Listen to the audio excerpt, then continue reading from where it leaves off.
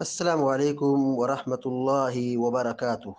الحمد للہ رب العالمین والعاقبۃ للمتقین والصلاة والسلام على اشرف الانبیاء والمرسلین نبینا محمد وعلى آلہ وصحبہ اجمعین ومن تبعهم بإحسان إلى يوم الدين أما بعد، فقال الله عز وجل: أعوذ بالله من الشيطان الرجيم، ليس البر أن تولوا وجوهكم قبل المشرق والمغرب ولكن البر من آمن بالله واليوم الآخر والملائكة والكتاب والنبيين۔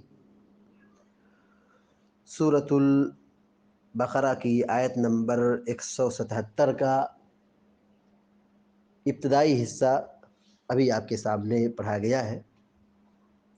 اللہ تبارک و تعالیٰ فرماتا ہے: لیس البر ان تولوا وجوہکم قبل المشرق والمغرب۔ مشرق اور مغرب کی طرف منہ کر لینا، مشرق اور مغرب کی طرف اپنا چہرہ کر لینا، صرف یہی نیکی نہیں ہے۔ لیس البر ان تولوا وجوہکم قبل المشرق والمغرب۔ مشرق اور مغرب کی جانب اپنا رخ کر لینا، چہرہ کر لینا، یہی صرف نیکی نہیں ہے۔ وَلَكِنَّ الْبِرَّ مَنْ آمَنَ بِاللَّهِ وَالْيَوْمِ الْآخِرِ، لیکن اصل نیکی یہ ہے اللہ پر ایمان لانا۔ من آمن باللہ، جو اللہ پر ایمان لائے، یہ اصل نیکی ہے۔ والیوم الآخر، اور آخرت کے دن پر ایمان رکھے۔ والملائکۃ والکتاب، فرشتوں پر ایمان رکھے، کتاب پر ایمان رکھے۔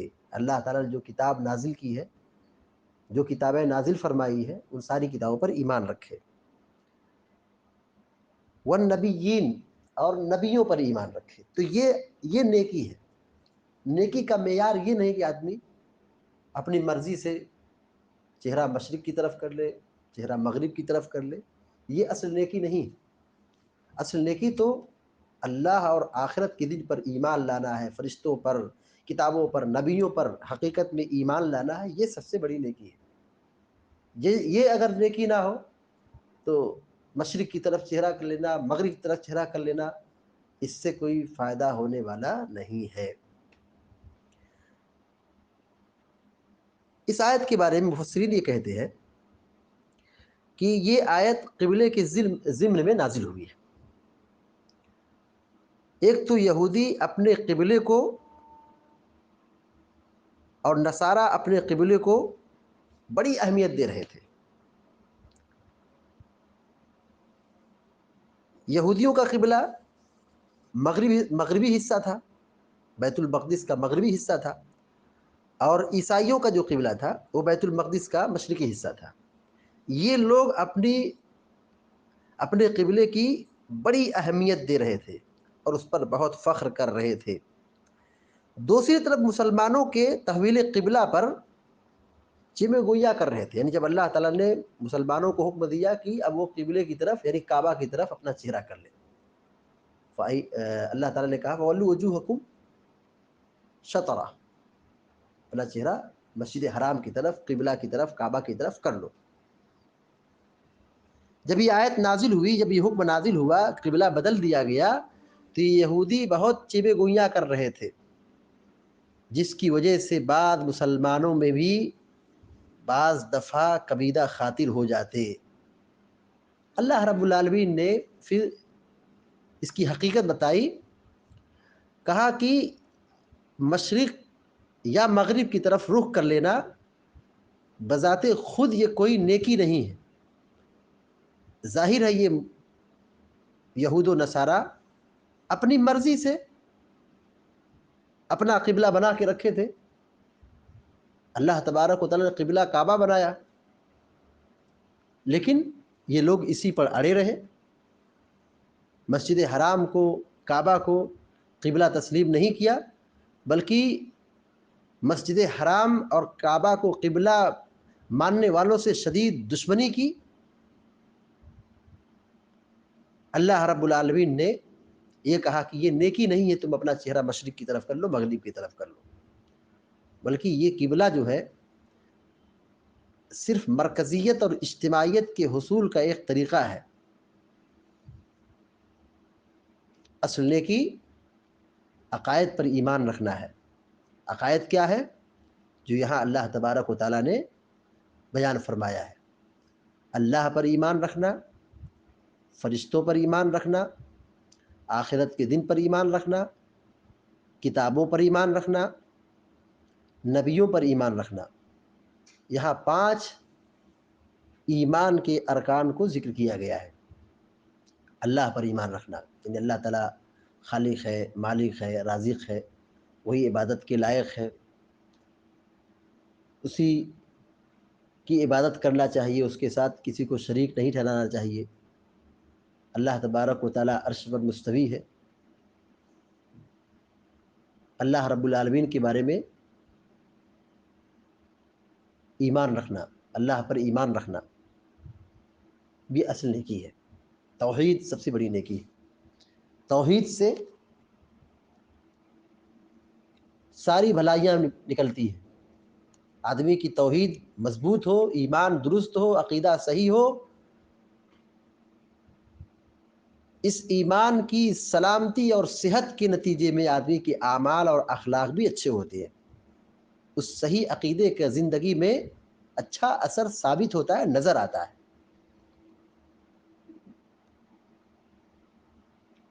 اور اگر آدمی کا عقیدہ خراب ہے تو پھر اس کے اخلاق اور اس کے اعمال پر بھی اس کے برے اثرات نظر آتے ہیں۔ تو اصل نیکی یہی ہے کہ آدمی کی توحید مضبوط ہو، درست ہو، صحیح ہو، عقیدہ صاف ستھرا ہو، اس ایمان میں شرک اور کفر کی ملاوٹ نہ ہو، خالص اللہ کی بندگی ہو۔ تو توحید یہ سب سے بڑی نعمت ہے۔ اس کے برعکس شرک سب سے بڑا گناہ ہے، اور یہ ناقابل تلافی گناہ ہے۔ اللہ تعالیٰ اس کو معاف نہیں کرے گا۔ بقیہ سارے گناہوں کو اللہ تعالیٰ معاف کر سکتا ہے، ہر قسم کے گناہگاروں کو اللہ تعالیٰ معاف کر سکتا ہے اور جنت میں داخل کر سکتا ہے اور کرے گا۔ لیکن مشرک جو شرک پر مر گیا ہے، اس کے لیے معافی کی کوئی گنجائش نہیں، اس کا ٹھکانہ ہمیشہ ہمیشہ کے لیے جہنم ہے۔ تو اصل نیکی اللہ پر ایمان رکھنا ہے۔ اور یہاں ایمان کے 5 ارکان کا تذکرہ کیا گیا، اور آپ کو معلوم ہے کہ ایمان کے 6 ارکان ہیں، جو یہاں چھٹا ذکر نہیں کیا گیا ہے، کیونکہ یہاں ایمان کے ارکان کو بتلانا مقصود نہیں ہے، بلکہ یہاں پہ ایمانیات کو اللہ تعالیٰ نے بیان فرمایا ہے۔ ایمان کے ارکان کو اصل بتلانا مقصود نہیں ہے۔ ایمان کے 6 ارکان ہیں: اللہ پر ایمان رکھنا، آخرت کے دن پر ایمان رکھنا، فرشتوں پر ایمان رکھنا، کتابوں پر ایمان رکھنا، نبیوں پر ایمان رکھنا، تقدیر پر ایمان رکھنا۔ یہ ایمان کے 6 ارکان ہیں۔ تو یہاں تک ایمان کے ارکان کو بتلانا مقصود نہیں ہے، بلکہ یہاں پہ یہ بتلانا مقصود ہے کہ ایمانیات، صحیح عقیدہ، یہ اصل نیکی ہے، یہ درست ہونا چاہیے۔ صرف مشرق اور مغرب لے کر کے اس میں منمانی کریں، اس سے کچھ دنیا و آخرت میں ملنے والا نہیں۔ دنیا و آخرت میں ہدایت، سعادت، کامیابی، نجات اور جہنم کی آگ سے حفاظت اسی ایمانیات کی بنیاد پر ہے۔ صحیح ایمان اور صحیح عقیدے کے نتیجے میں آدمی کو جنت ملے گی۔ من آمن باللہ والیوم الآخر، جو اللہ پر ایمان رکھے اور آخرت کے دن پر ایمان رکھے، یعنی آخرت برحق ہے، سارے لوگوں کو زندہ کیا جائے گا اور حساب و کتاب ہوگا۔ اچھے لوگوں کو، ایماندار لوگوں کو، ایمان والوں کو، توحید والوں کو جنت میں داخل کیا جائے گا، اور جو شرک اور کفر مرنے والے ان کو جہنم میں داخل کر دیا جائے گا۔ والملائکہ، فرشتے پر ایمان رکھنا، اور فرشتے اللہ کی نوری مخلوق ہے، اللہ نے ان کو نور سے پیدا کیا ہے، یہ معصوم مخلوق ہے، اللہ نے ان کو جو بھی کام دے دیا ہے وہ کام میں لگے رہتے ہیں، نافرمانی نہیں کرتے، ان کے اندر سراپا خیر ہے، اور انسانوں میں خیر اور شر دونوں کا پہلو ہے۔ اللہ تعالیٰ نے ان فرشتوں کو نور سے بنایا ہے، اور یہ سراپا نورانی مخلوق ہے، ان کے اندر خیر ہی خیر ہے، یہ گناہ کر ہی نہیں سکتے، یہ معصوم مخلوق ہے۔